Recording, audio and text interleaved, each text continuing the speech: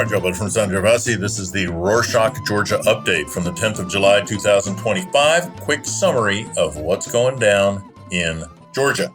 On Friday, the 4th of July, Georgian Dream, or Kotsebi President Mikhail Kavelashvili offered imprisoned opposition politicians a pardon if they submit a formal request and confirm their intent to run in the October municipal elections. This move fuels long-standing rumors that the arrests aimed at pressuring opposition parties to participate in elections and allowing the Kotsebi to maintain a democratic image. As we've reported in previous shows, the opposition leaders have been sent to prison for refusing to appear before a parliamentary investigative committee set up by the Kotsebi to look into alleged political crimes by the previous government. So far, 3 of 4 leaders from the Coalition for Change, or Tavisuplevis, 2 leaders of the Strong Georgia Coalition, or Zlieri Lelo, 1 member of the United National Movement, or the Natsebi, and the former Minister of Defense under the Natsebi have been arrested. Just a day later, opposition party Zlieri Lelo held a briefing to announce it will run in the October municipal elections, even with its leaders Mamuka Khazaradze and Badri Japaridze behind bars.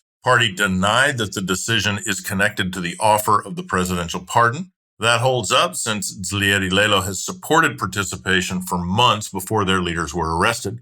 Still, the decision caused major fallout among the opposition. It divided not only the broader opposition, but also the party itself. 3 members of Zlieri Lelo's political council, Saba Buadze, Anna Natsflishvili, and Dea Metravelli, resigned immediately after the announcement, saying they couldn't support this decision. In related news, on Monday the 7th, the Institute for Social Studies and Analysis published a survey on political party ratings and the possibility of joining the European Union. The organization surveyed 2,000 adults across Georgia between the 17th and 29th of June. To the question, who would you vote for if the elections were held now? Just over 35% said the Kotsebi. Tavisuplevis followed with 18%, and the Natsebi with just over 16%. Gogi Gachari is for Georgia, or Sakartvelosvis, with 10%, and Zlieri Lelo with 9.5%. Survey also asked under whose leadership the EU membership seemed more likely. 46% believe it's more likely if a pro-European opposition party takes power. Only 14% think it could happen under the Kotsebi. Another 14% said it could happen under either. 10% chose neither. 16% were not sure or didn't answer.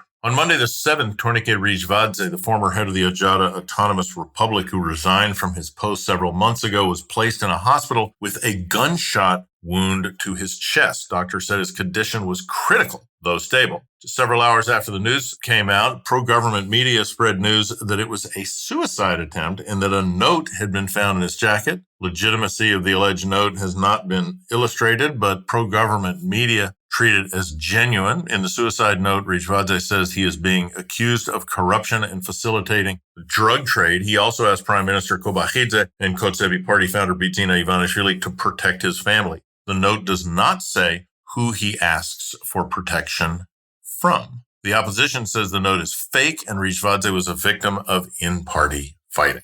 On Saturday the 5th, U.S. Ambassador Robin Dunnigan revealed in an exclusive Radio Liberty interview that the Kotsebi secretly sent a private letter to the Trump administration in January 2025. She said the letter was threatening, insulting, and unserious, and that it shocked officials in Washington. However, she did not give any details. Dunnigan said that right after Trump's inauguration, she traveled to D.C. to meet the new administration. She returned with specific suggestions for improving U.S.-Georgia relations and shared them with Foreign Minister Beka Bochorishvili. On the 27th of January, just 3 days after that meeting, the Kotsebi leadership sent the controversial letter directly to Trump officials. Secretary of State Marco Rubio sent a response and asked Dunnigan to deliver it in person to Bidzina Ivanishvili, but Ivanishvili refused to meet.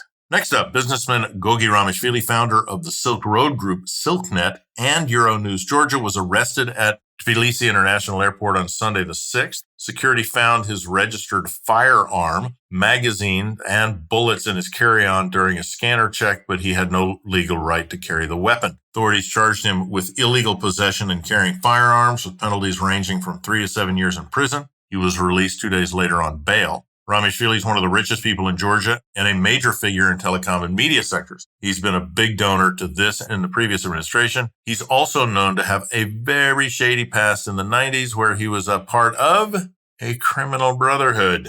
Monday the 7th, prosecutors charged 9 people with abusing a minor in a violent and humiliating attack. A group influenced by fascist ideology tricked a teenager into going to an abandoned building in Tbilisi following an argument. There, they insulted him and forced him to kneel at gunpoint. They made him apologize to the group's so-called leader over a video that had been posted online. Police arrested all 9 suspects, including the leader. 6 of them are underage. They now face charges for cruel and degrading treatment of a minor, which could lead up to 10 years in prison.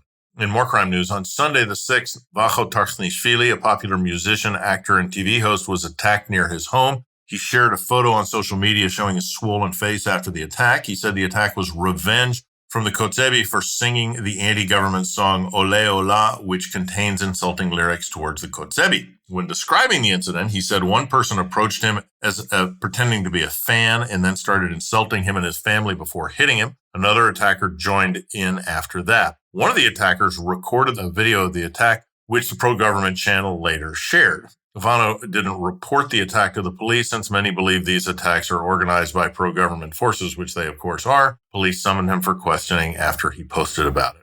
On Tuesday the 8th, police began drug testing activists and opposition members. 3 members of Zlieri Lelo were taken for testing. Irakli Kupradze, Secretary General of the party, said the officer showed up at the homes of his colleagues in different locations at the same time, took them without explanation, only saying they were under suspicion of drug use. Authorities say checking was non-political in total, and more than 300 people were checked for drug use on that day.